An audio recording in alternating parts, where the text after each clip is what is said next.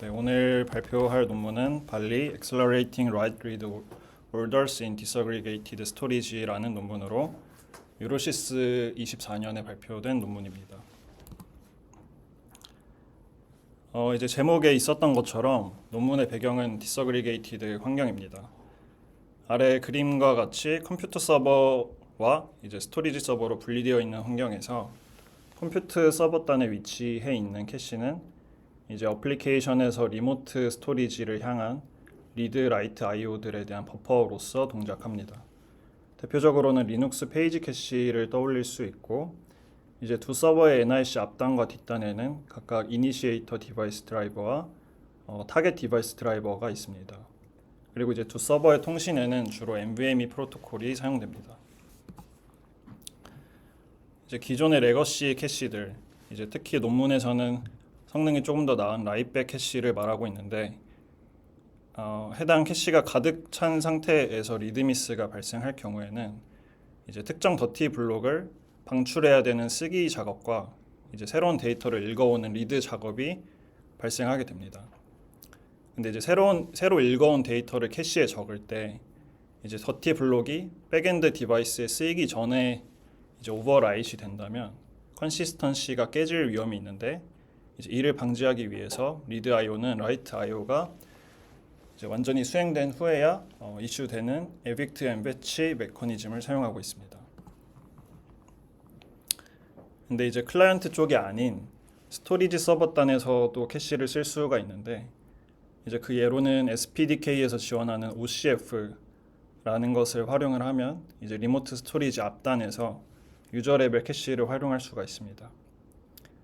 이제 OCF의 경우에 SPDK의 블록 디바이스인 BDEV 모듈로 구현을 할 수가 있고, 이제 백그라운드 클리닝이라는 정책을 쓰고, 그래서 비동기적으로 더티 페이지를 처리할 수 있다고 합니다.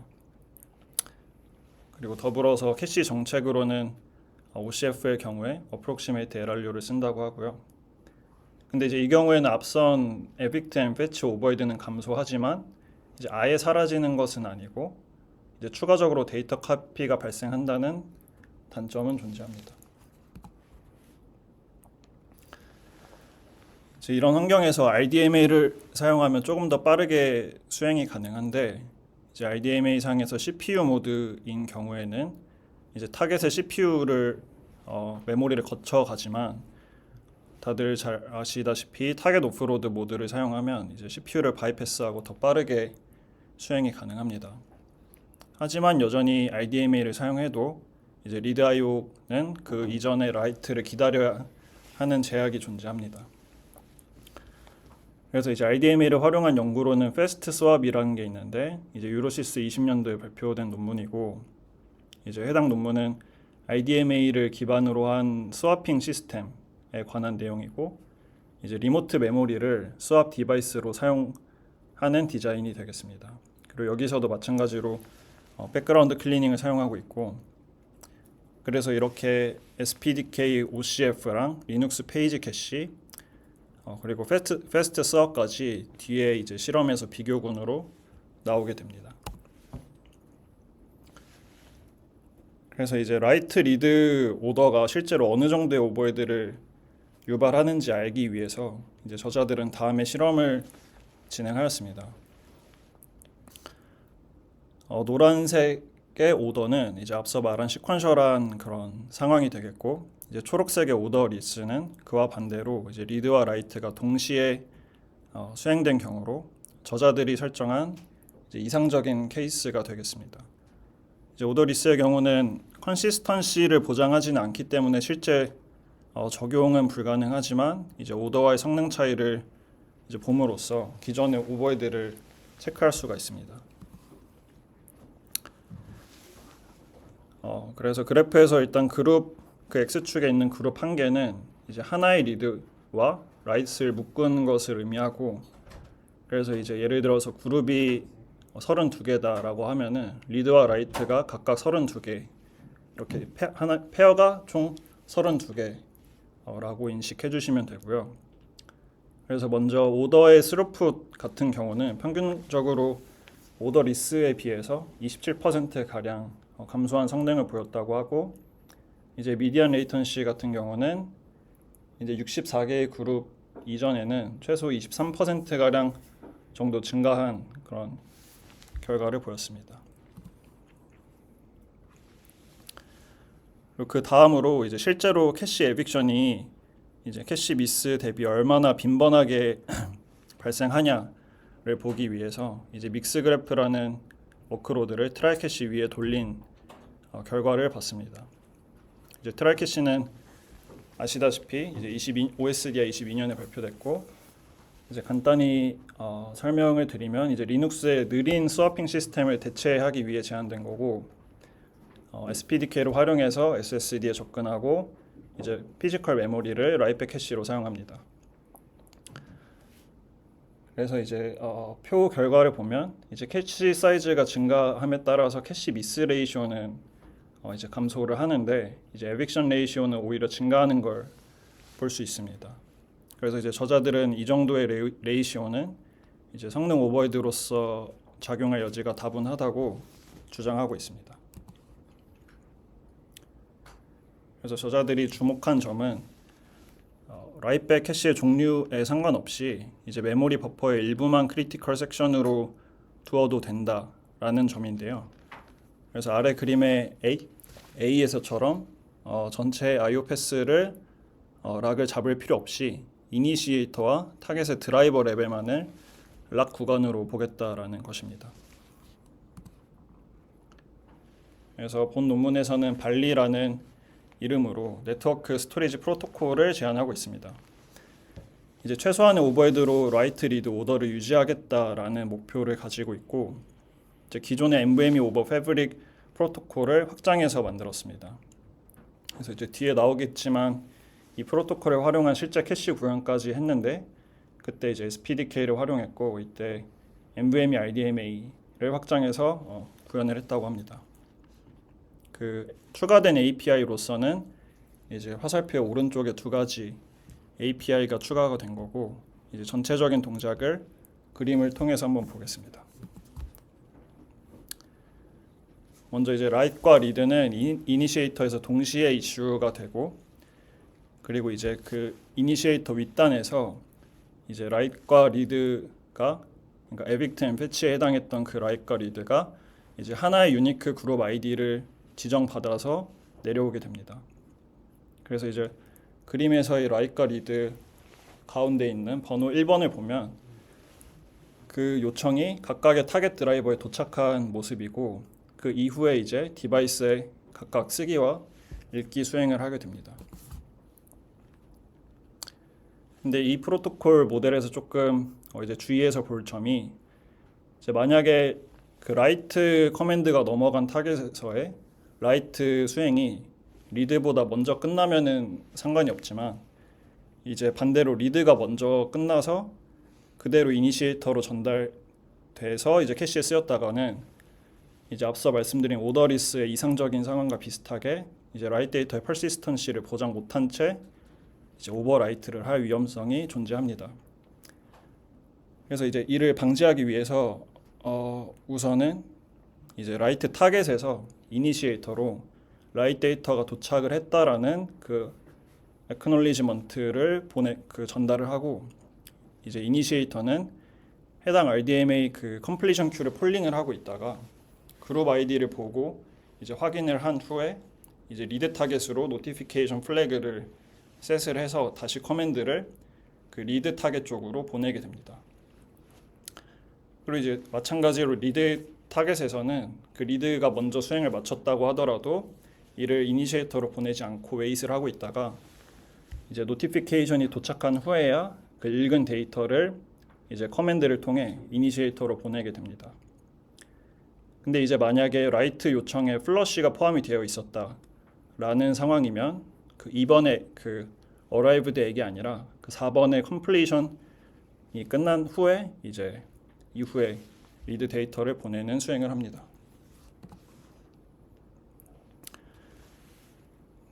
그리고 이제 이어서 failure handling을 보겠습니다. 이제 그림의 1, 2, 3의 상태는 이제 기존의 레거시 모델에서 겹치는 상태가 되겠고, 이제 4번의 상태가 발리 프로토콜에서 새로 추가된 상태가 됩니다. 먼저 1번이 의미하는 게 뭐냐면 이제 라이트 타겟에 커맨드가 도착한 상태고, 그리고 이 상태에서 만약에 라이트가 먼저 수행이 되면 이제 그림에서 위쪽에 2번 상태가 되는 겁니다. 그리고 이제 그 오른쪽에 3번은 이제 리드 요청이 그 이후에 라이트가 이미 끝났기 때문에 최종적으로 수행이 된 그런 상태를 의미하고 있고요. 근데 이제 4번은 이제 리드가 먼저 끝나서 이니시에이터로 전달된 상태를 의미합니다. 그래서 만약에 4번 이후에 라이트 타겟에 크래시가 나면 이제 이후에 이니시에이터에서 이제 리드 데이터를 캐시에 적지 않고 그냥 폐기를 하면 되고, 근데 이제 그 라이트 타겟의 데이터가 적히지 않은 채로 크래시가 났다라는 점은 이제 기존에도 허용한 상태이기 때문에 이제 데이터 퍼시스턴스는 깨지 않는다고 합니다. 그리고 이런 기본적인 발리 프로토콜에 더불어서 이제 저자들이 추가적으로 최적화 작업을 좀 한 게 있는데요.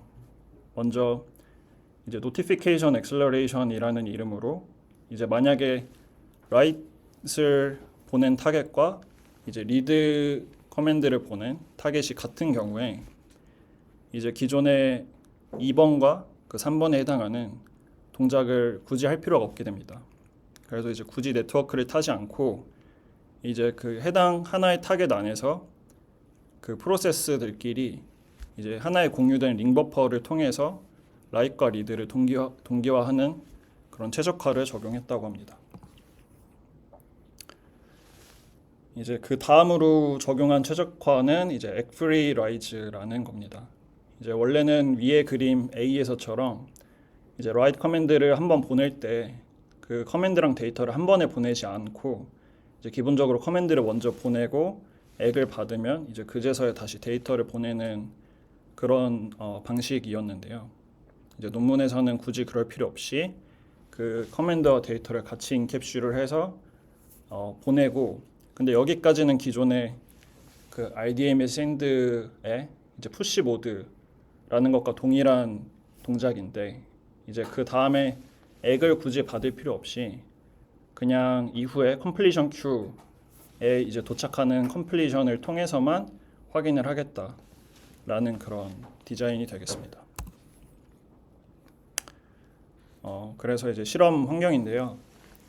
앞서 보았듯이 이제 두 개의 서버를 사용했고 각각은 이제 28개의 코어를 지닌 인텔 제논 CPU 두 개를 가지고 있고 이제 256기가의 D램을 장착하고 있습니다. 그리고 각각은 이제 200기가 밴드위스의 멜라녹스 NIC를 사용을 했고, 그리고 그 NIC끼리는 이제 멜라녹스 스위치를 통해서 연결이 된다고 합니다. 그리고 특이점은 이니시에이터 코어를 한 개만 실험에서 사용했다라는 점과, 그리고 타겟을 일단 디폴트로는 다른 언급이 없으면 한 개로 설정해놨다라는 겁니다. 그 다음으로는 이제 스토리지 디바이스는 옵테인 SSD를 디폴트로 말하고 있고, 그 다음에 이제 앞서 제가 이 발리 프로토콜을 캐시로 직접 구현한 것들이 있다라고 말씀을 드렸었는데, 이제 그게 이제 V 캐시와 V 트라이 캐시가 되겠습니다. 이제 먼저 V 트라이 캐시는 말씀드린 그 트라이 캐시에 그냥 발리 프로토콜을 적용시킨 것이라고 이해해 주시면 되고, 그리고 이제 V 캐시는 이제 똑같이 발리 프로토콜을 적용한 점은 동일한데, 이제 오른쪽 그림에서처럼 이제 SPDK의 vHost를 활용해서 이제 VM에서 보고 있는 V 디스크와 그 사이의 벌트 큐를 이제 V 캐시가 폴링을 해서 I/O를 흡수시켜서 이제 처리를 하는 그런 아키텍처라고 봐주시면 됩니다. 그래서 이제 첫 번째 실험으로는 이제 발표 초반에 보여드린 실험과 동일한 환경에서 스루풋과 그에 따른 레이턴시를 측정한 결과입니다. 이때 노란색의 오더는 베이스라인이 되고 오더리스는 초록색의 오더리스는 어퍼 바운드가 되겠고요. 그 다음에 이제 주황색의 오프로드는 RDMA 타겟 오프로드 모델을 의미하고 있습니다. 결과를 보면 먼저 밴드위스는 발리가 베이스라인에 비해 1.5배 정도 좋았고, 그리고 오프로드에 비해선 1.3배 정도 성능이 좋았습니다. 그 다음 오른쪽에 미디안 레이턴시의 경우 이제 베이스라인인 오더에 비해서는 발리가 34% 정도 평균적으로 좋았고, 이제 테일 레이턴시는 30% 정도 더 좋았습니다. 이제 오프로드에 비해서도 조금은 떨어지지만 여전히 성능이 더 좋았고, 그래서 이제 기본적으로 발리가 더 좋은 성능을 내는 이유는 이제 라이트과 리드를 이제 다른 메커니즘들과 차별화돼서 이제 컨커런트하게 수행을 할 수 있어서 어느 정도 그 익스큐션이 오버랩 된다라는 그런 장점 때문이고요. 그 다음에 이제 추가로 구현한 노티피케이션 엑셀러레이션이나 액프리 라이드의 효과도 있었다고 합니다. 그리고 이제 앞서 실험의 결과에서 I/O 사이즈가 몇이었는지 논문에 언급이 없었는데요.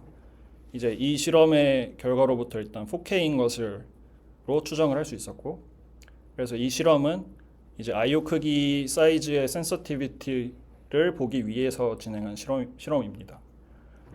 그래서 결과를 보면 이제 그룹이 증가하고 그 다음 I/O 사이즈가 각각 증가할 때 이제 대부분은 앞선 결과와 동일한 양상을 보입니다. 근데 이제 예외적으로 오른쪽 C에 이제 8K, 16K일 때 이제 약간 동일한, 그러니까 다른 모델들과 뭔가 이렇게 성능적으로 비슷한 성능을 냈는데, 이제 그 이유를 저자들은 이제 SSD 성능이 세츄레이트 돼서 이제 네트워크에서의 병목보다 이제 백엔드 스토리지의 영향이 더 커져서 이제 저런 결과를 냈다라고 해석하고 있었습니다. 그리고 이제 최적화 기법 중에 같은 타겟에 있던 경우에는 노티피케이션 엑셀러레이션을 사용을 했는데, 이제 그거의 향상 포인트가 어느 정도 될지를 확인을 하기 위해서 타겟을 2개로 늘려서 라이트와 리드의 타겟을 분리시켜서 진행한 실험입니다. 정확히 말하면은 완전히 분리시킨 건 아니고 이제 이 엑셀러레이션이 작동하지 않는 경우도 포함한 실험이라고 봐주시면 됩니다. 그래서 결과는 이제 그룹 개수가 16개 이하일 때는 여전히 발리가 조금 더 좋았고, 근데 이제 다만 32개 그룹에서는 오프로드보다도 약간 안 좋아진 것을 볼 수가 있습니다. 그리고 이제 성능 브레이크다운인데요. 이제 아래 그래프에서 우선은 그 베이직이라고 되어 있는 거는 이제 다른 최적화 요소 없이 발리 프로토콜만 적용시킨 거고, 플러스 액은 이제 말 그대로 플러스 액 프리 옵티마이제이션을 추가한 거, 그 다음에 플러스 올은 거기에다 노티피케이션 엑셀러레이션까지 추가한 구현체라고 봐주시면 되고, 마찬가지로 오더가 베이스라인, 오더리스가 그 어퍼 바운드인 것은 똑같습니다. 근데 이제 다만 조금 차별점이라면 이제 스토리지 서버단의 디바이스를 옵테인 SSD와 램디스크로 나눠서 진행을 했다라는 것인데요. 이제 결과는 A와 C에서는 발리 프로토콜만으로 이미 성능 개선이 된 것을 볼 수가 있지만, 이제 램디스크 결과인 B와 D에서는 이제 각각의 기능이 추가될수록 성능 향상폭이 조금 더 이렇게 의미 있게 있었던 것을 볼 수가 있습니다. 그래서 이제 이를 통해서 백엔드 스토리지의 성능이 어떻냐에 따라서 최적화 기법의 영향력이 이렇게 달라진다라는 것을 좀 볼 수가 있었고요. 그리고 이제 다음은 저자들이 구현한 V캐시에 대한 결과입니다. V캐시의 경우 일단 기본적으로 타겟한 게 일반적인 스토리지 시나리오를 타겟했다고 하고, 벤치마크는 FIO 벤치마크를 8개의 스레드로 이제 랜덤 리드 라이트를 반반의 비율로, 그리고 익스큐션 타임은 120초 정도로 돌렸다고 합니다. 그래서 이제 여기 실험에서의 디바이스는 옵테인이고요.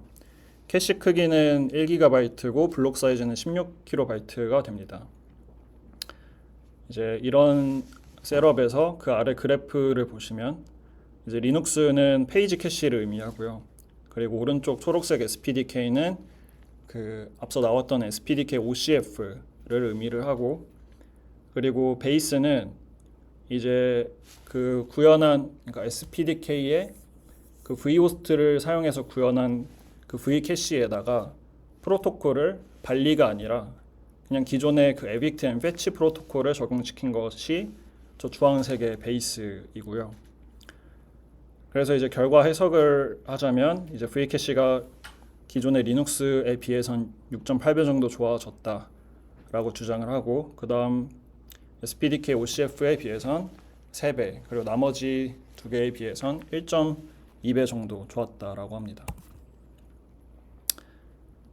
그리고 또 앞서 나왔었던 게 이제 v캐시를 패스트 스왑과 비교한 그런 실험인데요. 이제 패스트 스왑은 앞서 설명드린 게 백그라운드 클리닝 기법을 사용한다라는 이점이 있었습니다. 그래서 이제 FIO 똑같이 진행하는데 스레드 수를 이번에는 증가시키면서 그 v캐시와의 확장성 차이를 살펴봤고요. 근데 여기서 이제 공평하게 진행하기 위해 백엔드 디바이스는 램 디스크로 설정했다고 합니다. 그 v캐시의 백엔드 디바이스를. 그래서 먼저 이제 왼쪽에 선으로 된 그래프를 보면 확실히 v캐시의 확장성이 더 좋은 것으로 나타나는데, 그 이유는 이제 패스트 스왑에서 백그라운드 클리닝을 할 때 이제 코어 하나만을 사용하고 있다고 합니다. 그래서 이제 코어 하나만을 사용하는 건 충분치 않았기 때문에 저런 확장성 한계를 보였다고 하고, 그래서 만약에 이제 코어 수를 늘리면 어떻게 되냐 또 궁금해서 이제 저자들이 오른쪽 실험을 진행했는데, 이제 이 경우는 기존의 그 v캐시에 프로토콜을 백그라운드 클리닝을 붙여서 구현을 했고, 이제 각자 PC 뒤에 1, 2, 3, 4가 있는데 저 숫자는 백그라운드 스레드 그리고 포그라운드 스레드를 총 합친 숫자이고, 그리고 포그라운드 스레드는 기본적으로 한 개여서 예를 들어서 PC3은 포그라운드 스레드 1개, 백그라운드 스레드 2개를 의미합니다. 결과적으로는 코어 수를 늘리니까 성능이 증가했고요. 근데 이제 다만 저자들이 비교하려고 오른쪽 v캐시 2를 놨는데, 여기서 v캐시 그 발리 프로토콜을 적용한 모델에서 코어 수를 그냥 1개 늘렸을 성능이 이제 BC4보다 좋았다. 그래서 우리 모델이 더 좋다라고 주장을 했습니다. 이제 마지막으로 이제 컴퓨팅 시나리오를 타겟팅한 V-트라이 캐시인데요. 이제 컴퓨팅 시나리오라고 한다면 이제 아웃 오브 코어 컴퓨팅의 상황으로 이제 보유하고 있는 메모리 용량보다 더 큰 데이터를 처리해야 되는, 그래서 캐시가 가득 차고 에빅트가 계속 반복해야 되는 그런 상황을 의미합니다. 그래서 워크로드는 믹스 그래프를 돌렸고, 여기서의 캐시 블록 사이즈는 4kB입니다. 그래서 여기 실험에서의 상황에서는 vTry 캐시 뒷단에 락스DB가 있는 상황이라고 하고, 이 실험의 진행이 어떻게 됐냐면 먼저 그 믹스 그래프의 데이터셋을 총 로드를 한 후에 그 다음에 이제 리드 라이트 스캔에 해당하는 오퍼레이션을 수행했다고 하고, 그 결과도 이제 그래프에서 보시면 로드와 익스큐션으로 나뉘어져 있습니다. 그래서 이제 결과를 보면 먼저 A 옵테인 결과에서 이제 vTry 캐시가 기존의 트라이 캐시 결과에 비해서 메모리 사이즈, 그러니까 캐시로 작용하는 사이즈의 크기에 상관없이 항상 조금 더 좋았고, 특히 로드 성능에 있어서 조금 더 좋았습니다. 그리고 B는 옵테인 대신에 플래시 SSD를 사용한 결과인데, 옵테인의 결과에서보다 전체적으로 토탈 타임이 증가했고, 그리고 성능 향상폭이 조금 작았습니다. 이제 그 이유를 설명하기로는 이제 옵테인은 리드와 라이트 레이턴시가 비슷해서 두 IO가 오버랩되는 이득을 좀 더 크게 볼 수 있지만, 이제 플래시 SSD에서는 일반적으로 리드가 라이트보다 좀 더 빠르기 때문에 그 이득을 본 폭이 조금 더 작았다라고 말하고 있습니다. 이제 결과적으로 다시 요약을 한번 하자면, 발리는 라이트 리드 오더링을 보장하는 어떤 네트워크 스토리지 프로토콜이 되겠고, 이것을 이제 v캐시와 vTry 캐시라는 이제 SOTA 그런 시스템에 붙여서 각각의 시나리오에 맞게 실험을 진행을 했고 이제 각각의 실험에서 아래 숫자에 해당하는 성능을 보였는데 이제 이 성능을 적은 CPU 파워로 냈다라는 점이 좀 주목할 만한 점이 되겠습니다. 네, 발표를 마치도록 하겠습니다.